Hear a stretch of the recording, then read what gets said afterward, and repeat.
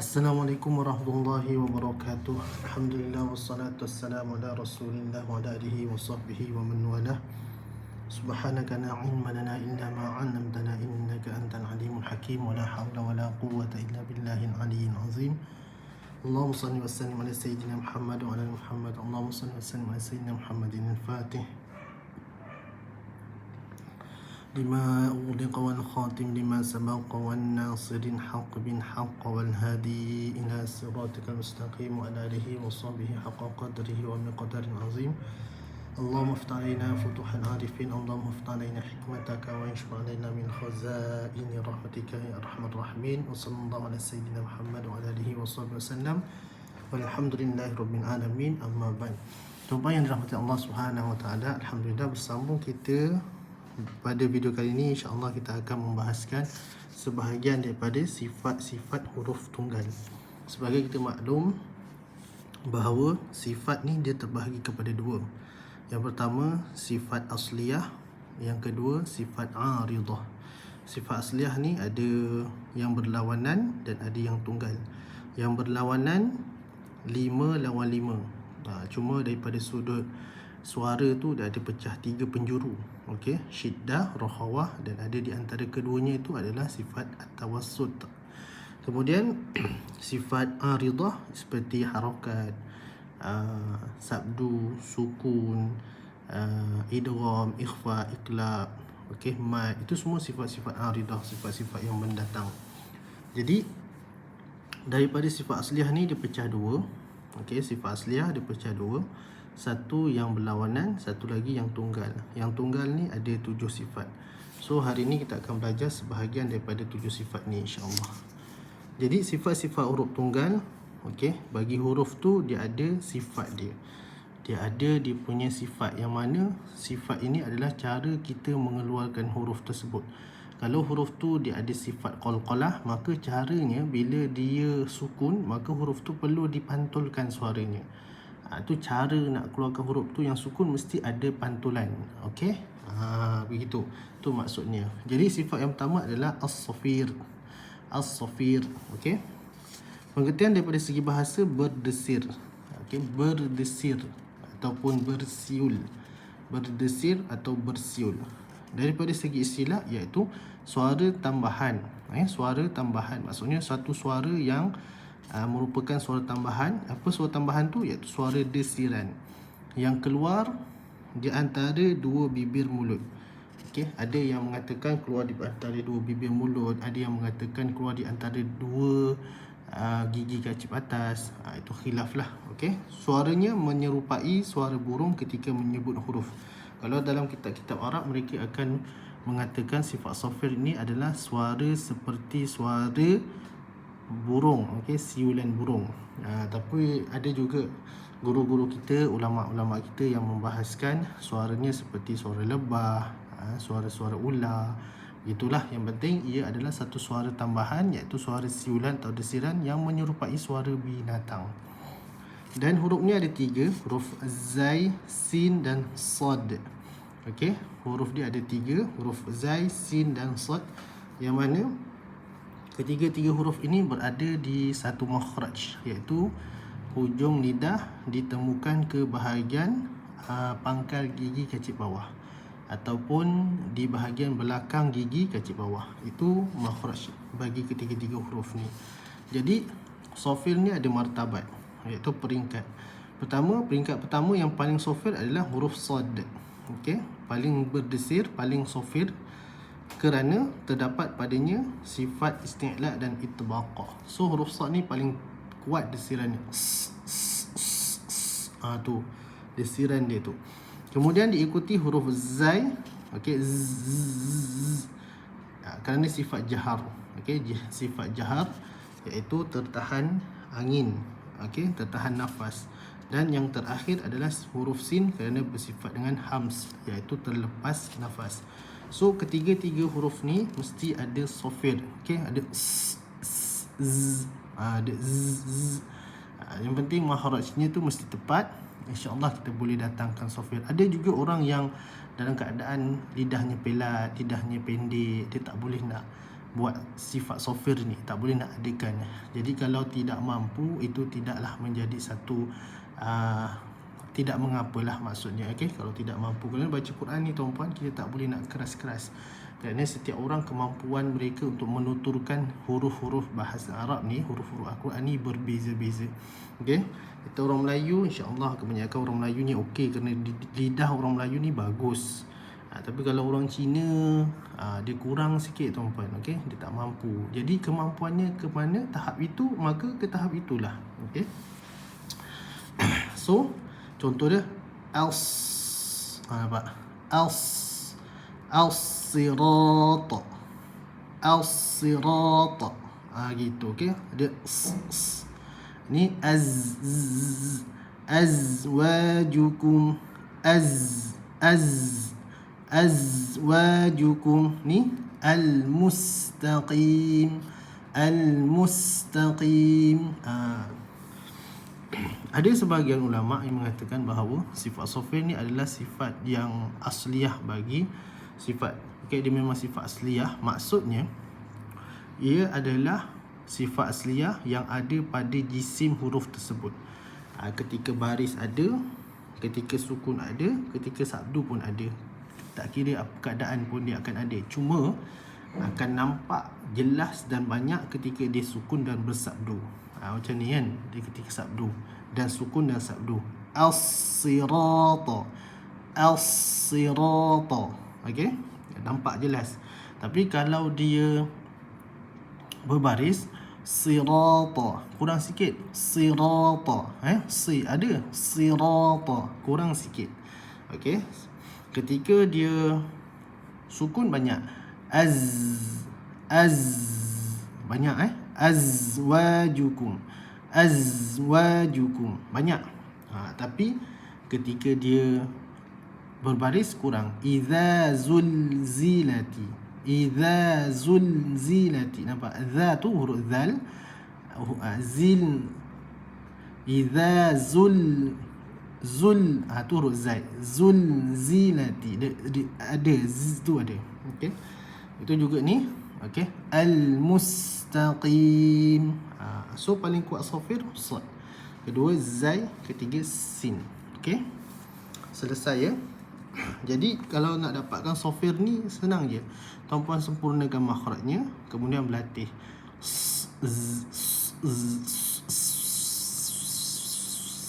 Berlatih benda tu. Okey, letakkan hujung lidah di belakang gigi bawah, kemudian buat adakan tekanan di makhraj. Dia akan ada dia akan datang. Okey. Sifat tunggal yang kedua tuan-puan ialah sifat qalqalah. Okey, saya rasa ramai orang tahu berkenaan dengan sifat qalqalah ni. Okey, sifat yang masyhur di kalangan orang kita. Sikit-sikit qalqalah, sikit-sikit qalqalah. Okey, sampaikan ada satu istilah nak mengenal huruf-huruf qalqalah ni dengan satu ungkapan. Bajuda qata, bajudi taqa. Okey, qata bajuda. Okey, macam-macam lah. Okey, tak kisahlah. Okey. So qalqalah pengertian daripada segi bahasa melantun atau berdetak. Okey, melantun atau berdetak.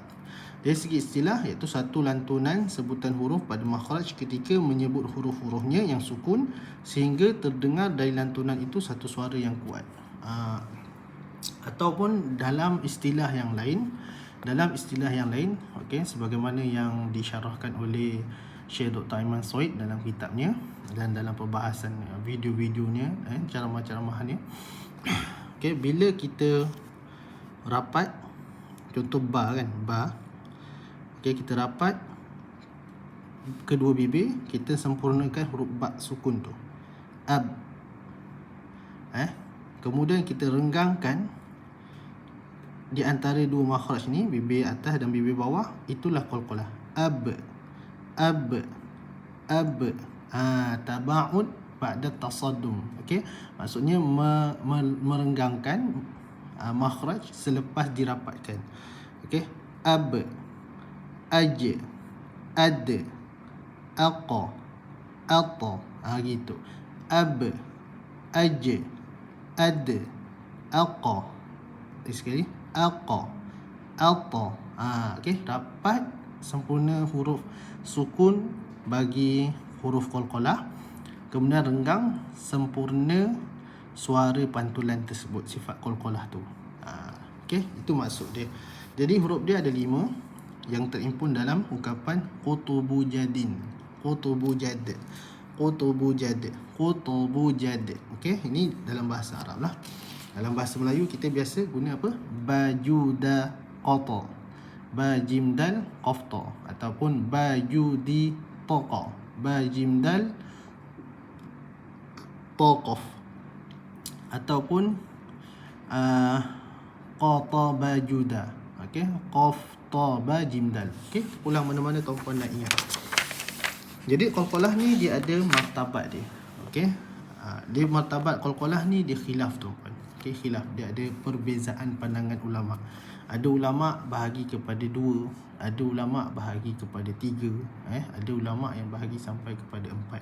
So di sini mengambil pandangan yang sesuai dengan uruf dan pembelajaran di Malaysia, dibahagikan kepada 3. Okey, kalau dalam kitab Minhajul Jalan bagi 2 je. Okey, di sisi Imam Ibn Al-Jazari pun bahagi 2 sahaja, iaitu qalqalah sughra dan kubra. Cuma dia ada pecahan lah. Sughra tu dia ada pecah lagi, kubra pun dia ada pecah lagi, diperincikan lagi. Tapi di sini kita ambil uruf, dan kebanyakan pandangan ulama di Malaysia ni, guru-guru di Malaysia banyak mengajar dengan 3. So kita sesuaikan dengan di sini.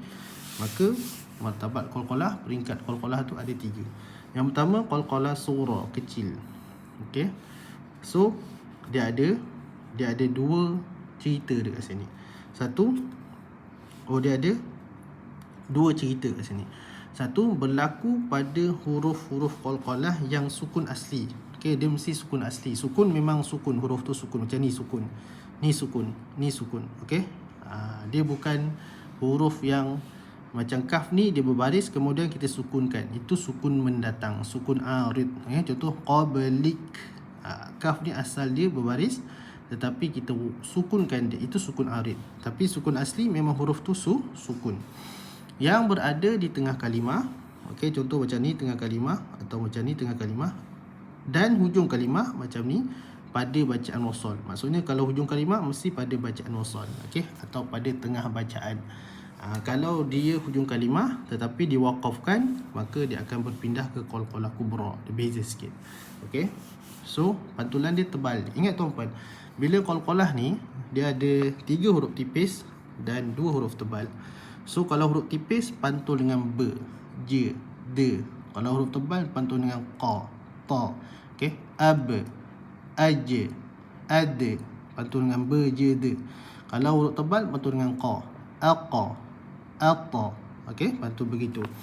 So contoh razaqnahum, razaqnahum, gitu. Qablika, qablika, qad aflaha. Okey. Lagi satu, cuba kita elak, kalau boleh kita elakkan. Bila qalqalah sughra kita pantul dengan huruf yang berhamzah. Okey, pantulan yang berhamzah. Macam mana? Qa, b, y, d, qa, ta. Tak mau. Okey, cuba elakkan. Razaqnahum qablika qad aflaha. Tak cantik. Okey, elakkan. Dia kena renggangkan je, tabaud bainal makhraj. Okey, maksudnya merenggangkan antara 2 makhraj. Okey, bainal makhrajaini, antara 2 makhraj. Kalau kita tengok huruf-huruf qalqalah ni semua dia melibatkan 2 makhraj. Okey, contoh huruf ba melibatkan makhraj bibir atas dan makhraj bibir bawah. So makhraj bibir atas satu makhraj, makhraj bibir bawah satu makhraj. Dia mesti 2 makhraj, 2 tempat, 2 anggota makhraj. Maksudnya 2 anggota makhraj. Kalau satu anggota makhraj saja, okey, kita pakai anggota, kalau kita pakai lidah, pakai bibir atas, dia tak boleh jadi huruf ba tu, mesti kena pakai bibir atas dan bibir bawah. Kalau qaf pangkal lidah dengan anak tekak. Kalau jim tengah lidah dengan lelangit atas. Okey, kalau dal hujung lidah dengan pangkal gigi kecil atas. Huruf ta hujung lidah dengan pangkal gigi kecil atas. So dia melibatkan 2 anggota makhraj. Jadi dirapatkan 2 anggota makhraj ini untuk menyempurnakan sifat ataupun bunyi sukun dia, suara sukun ab, direnggangkan itu untuk dibunyikan dengan sifat qalqalah atau untuk disempurnakan sifat qalqalah, sifat pantulan tu. Ab, aj, ad, aqa, atta. Okey. Elakkan pantul tipis pada huruf qaf dan ta. Razaqnahum, yut'imu, yut'imu ta. Kan? Dia mesti pantul dengan ta. Yut'imu, at'ama, ata, ata, at'ama. Gitu. Okey. So jangan sampai berhamzah. Ingat poin yang pertama, jangan berhamzah. Poin yang kedua, berhamzah macam mana? Qa, b, j, d, ta, berhamzah. Qablika tu berhamzah, macam b berhamzah. Okey. Poin yang kedua, yang tipis mesti tipis, yang tebal mesti tebal. Okey, dan qalqalah surah ni adalah pantulan yang kecil dan ringan sahaja. Okey, qablika, qad aflaha, qad nampak ringan je. Qad aflaha, razaqnahum, gitu. Qalqalah yang kedua adalah qalqalah kubra, yang besar. Okey, berlaku pada huruf qalqalah yang sukun asli atau sukun mendatang. Okey, macam ni sukun asli, macam ni sukun mendatang. Dal, ta ni sukun mendatang yang berada di hujung kalimah pada bacaan waqaf. Kalau yang ni tengah kalimah dan hujung kalimah pada bacaan wasal, yang ni hujung kalimah pada bacaan waqaf. Okey, hujung kalimah pada bacaan waqaf. Contoh, bihadzal balad. Dia ada tekanan kuat sikit. Bihadzal balad fansab ya'maluna muhit. Okey, dia ada tekanan sedikit. Macam ni ringan sangat. Razaqnahum qablika qad aflaha, ringan. Yang ni kuat sikit. Okey, maksudnya tekanan dia lebih kuat sedikit. Bihadzal balad fansab ya'maluna muhit. Okey, itu dengan ta. Dan yang terakhir adalah qalqalah akbar, iaitu berlaku pada huruf qalqalah yang bersabdu. Kalau ni, kalau beza kubra dengan akbar, kubra hanya sukun saja, sukun asli atau sukun arid. Okey, sukun mendatang. Kalau ni yang bersabdu. Okey, huruf qalqalah yang musyaddadah. Okey, huruf qalqalah yang bersabdu yang berada di hujung kalimah pada bacaan waqaf. Contoh, bil haqq, wal hajj. Dia ada macam terberhenti tu agak sedikit lama. Okey, bil haqq wal hajj. Okey. Macam tu. Tabbat yada abi lahabin wa tabb. Dia lama sedikit. Okey, so qalqalah ni apa pun kalau kita pantulkan adalah terbaiklah kalau kita dapat pantulkan dengan ikut kesesuaian pantulan martabat dia. Okey, terbaik. Tapi kalau kita tak mampu, cubalah pantulkan dan cubalah pelajari, insya-Allah. Sebab Quran ni memang kena pelajari tuan-puan. Okey, kena belajar, berlatih. Insya-Allah lama-lama dapat. Seterusnya tuan-puan, sifat tunggal yang ketiga, al-lin. Okey, al-lin. Lin daripada segi bahasa lembut, daripada segi istilah suara lembut yang lunak, yang boleh dipanjangkan sebutannya, yang tiada bebanan pada lidah. Ingat tuan-puan, dia tidak membebani lidah. Okey, huruf dia huruf waw dan ya sukun sebelumnya huruf yang berbaris atas. Maksudnya ya sukun sebelum baris atas. Ya sukun sebelumnya baris atas, waw sukun sebelumnya baris atas, waw sukun sebelumnya baris atas, ya sukun sebelumnya baris atas. Itu huruf lin. So jangan tekan. Dengan kaiduhum haitsu, tu tekan. Okey, hilang dia punya lin dia tu. Okey, lembut, relax, suara yang lembut, yang lunak, yang boleh dipanjangkan dan dia tidak membebani pada lidah. Suara yang disebut dengan ringan. Okey, kaiduhum haitsu au bihi yaumain lembut yaumain, gitu. Itu lin. Okey, so dan yang terakhir adalah al-inhiraf. Okey, al-inhiraf. Al-inhiraf Daripada segi bahasa, melencong dari segi istilah adalah melencong huruf dari makhrajnya hingga masuk ke makhraj huruf selainnya. Itu inhiraf. Maksudnya tuan-puan, kita nak pergi ke kedai, kena jalan straight tapi kita melencong ke taman, belok kiri. Tu maksud melencong kat sini. Okey. Maksudnya huruf lam dengan ra ni, okey, huruf lam dengan ra ni, okey, makhrajnya kita kena lukis sikit tuan-tuan. Lukis sikit baru dia nampak. Ada yang mengatakan melencong suara, ada yang mengatakan melencong makhraj. Okey. So kalau dia lencongkan makhraj, maka suara tu pun akan melencong juga. Okey, lam di sini. Okey, saya lukis sikit lam di sini. Okey, ra di sini. Okey, di bahagian hujung lidah, ataupun ada juga yang mengatakan sedikit di bahagian zahrul lisan, iaitu bahagian belakang lidah bagi huruf ra. So lam di sini, ra di sini. Jadi bila kita sebut lam, kita naik tepi sini ni, okey, kita naik tepi sini ni, maka dia akan naik juga ni sini, maka bahagian sini pun akan naik. Okey, bila kita tekan lam ni ke gusi atas, maka bahagian sini pun akan terikut menekan, tapi tak tekan kuat. Okey, dia just letak saja ke lelangit atas, iaitu tempat makhraj huruf nun. Okey. So itulah maksudnya melencong makhraj. So lam dia akan melencong ke makhraj huruf nun. Begitu juga ra. Ra ni bila kita naik, maka dia akan masuk juga ke makhraj huruf lam. Okey, masuk juga ke makhraj huruf lam di bahagian sisi hujung lidah. Okey. So huruf lam melencong ke makhraj huruf nun, iaitu bahagian hujung lidah. Okey, kan sisi hujung lidah bila dia naik, kita kan angkat sini kan, al, kan, angkat al. Perhatikan hujung lidah ni pun angkat juga ni, al. Okey, ni kena gusi, hujung lidah pun akan naik juga. Okey, al. Itulah sifat lidah tuan-tuan. Itulah sifat lidah. Kerana bila macam contoh kita sempurnakan huruf dot. Okey, cuba tuan-puan sebut huruf dot. Da, di, du. Tuan-puan tekan salah satu sisi lidah, tapi tuan-puan perhatikan sisi lidah yang tuan-puan tak tekan tu pun naik juga. Da, di, du. Cuba puan tuan-puan perasan. Tuan-puan tekan huruf dot di salah satu sisi lidah. Da, da, da, sisi lidah yang sebelah tu pun naik juga, cuma dia tidak ada tekanan kat situ. Begitulah. Okey. Dan huruf ra melencong makhraj ke huruf lam. Huruf ra melencong ke makhraj huruf lam, iaitu sisi hujung lidah. So yang lagi ketara bila dia inhiraf ni pada huruf ra yang takrir pula. Huruf ra yang tarqiq. Huruf ra yang tarqiq dia lagi ketara dia punya inhiraf dia.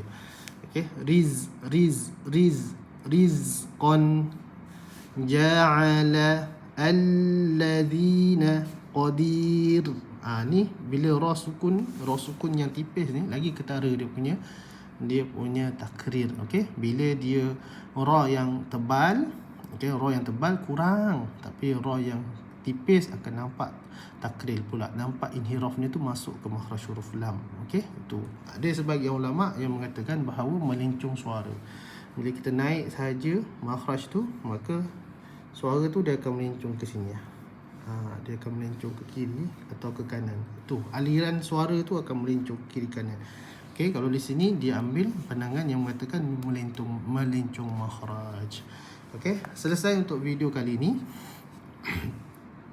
Kita belajar sifat sofir, ada suara desiran z, okey, ada desiran kemudian qalqalah, baju daqatah, ab, aj, ad, aqa, ata. Okey, ingat poin yang tipis, pantul tipis, huruf qalqalah, ab, aj, ad, aqa, ata. Yang tebal, pantul tebal.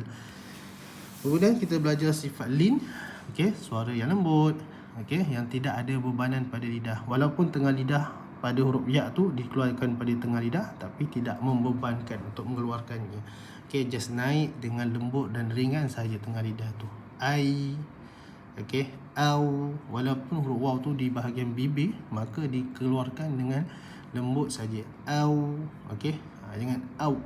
au, gitu, tak mau. Okey. Dan yang terakhir sifat inhiraf yang ada pada lam dan ra. Okey, lam melencong ke makhraj huruf nun dan ra melencong ke makhraj huruf lam. Okey, alladzina al al. Okey, tuan-puan naik sisi hujung lidah, maka hujung lidah pun akan naik juga. Okey, tuan-puan tekan sisi hujung lidah ke gusi atas, maka bahagian hujung lidah akan menekan juga ke bahagian lelang atas. Okey, dia akan menekan juga. Begitu juga ra, bila tuan-puan sebut qadir, basir, okey, dia akan pergi melencong ke makhraj huruf lam, iaitu di bahagian gusi. Makhraj huruf lam tu kan di bahagian gusi, dia akan ke situ juga. Okey. So selesailah untuk video kali ini. InsyaAllah next video kita bahaskan baki sifat huruf muka surat 13 dan juga muka surat 14, iaitu bentuk-bentuk mulut apabila menyebut huruf-huruf yang berbaris atas, baris bawah dan baris depan. Baik, jumpa lagi. Jazakumullah khairul jazak. Semoga tuan-puan dapat manfaat daripada video ini. Mohon maaf salah silap kalau ada salah silap daripada saya, ataupun ada sedikit mungkin tuan-puan ada sedikit buah fikiran, okey, perkongsian, ada mungkin apa yang saya sampaikan tak sebagaimana yang tuan-puan belajari, boleh komen di ruangan komen, insya-Allah. Semoga bermanfaat.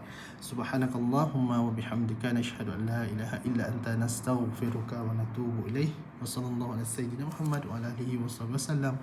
Walhamdulillahirabbil alamin. Assalamualaikum warahmatullahi wabarakatuh.